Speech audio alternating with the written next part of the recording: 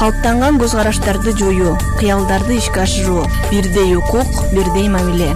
Аймактарда даярдалган теңдик уктуруусун сунуштайбыз.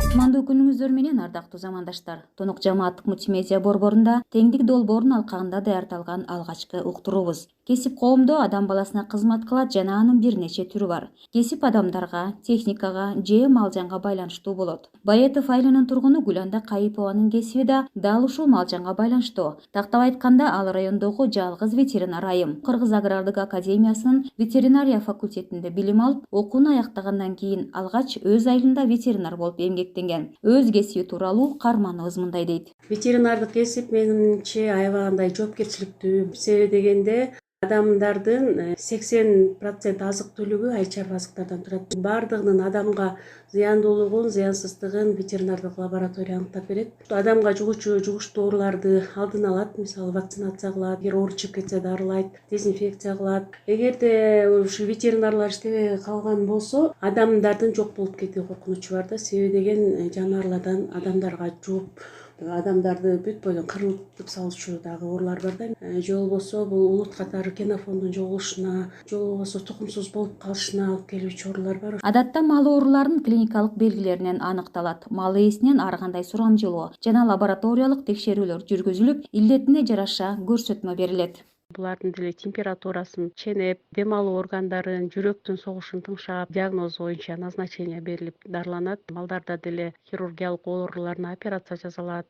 Ылаңдарды алдын алуу үчүн убагында вакцинация жүргүзүш керек. Малдарды таза тоют менен камсыз кылыш керек. Багылуучу жерлерин таза кармап, жакшы жайларда багылыш керек. Кесиптердин саны канчалык көбөйгөн сайын кесип тандоо да ошончолук оорлошуп бара жатат. Бирок кээде кесип тандоодо жакын адамдар же коомчулук таңылган көз караштар таасир этет. Ал эми Коңурчок айылынын тургуну Анарбек Турдалиев кесип тандоодо каалоого, жөндөмгө кароо керек деген ойдо.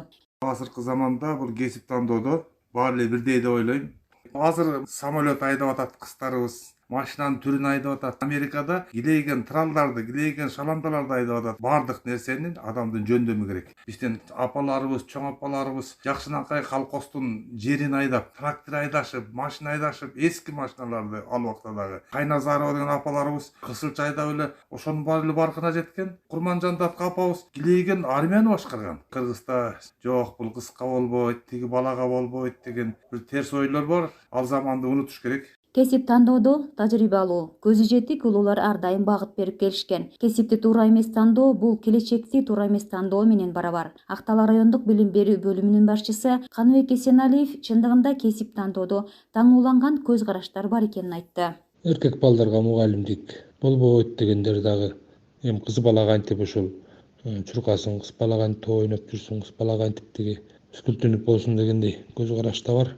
Мындай көз карашты жоюуга только түшүндүрүү иштерин жүргүзүш керек деп ойлойм мен. Эми кесип тандоого мындай көз караштар терс эле таасирин тийгизет. Тандалган кесип кишинин өмүр бою бир иштин ээси болушун жана ал иште ийгиликтүү иштешин көрсөтөт. Гүланда Кайыпова дагы сүйгөн кесибинин ээси болуп, ишинде ийгиликтерди жаратып келет. Ошондой эле өмүрлүк жолдошу дагы анын ишине ар дайым колдоо көрсөтөт. Ушуну менен уктуруубуз аяктады. Даярдаган Баршын Мамытбекова. Кайрадан амандыкта жолугалы.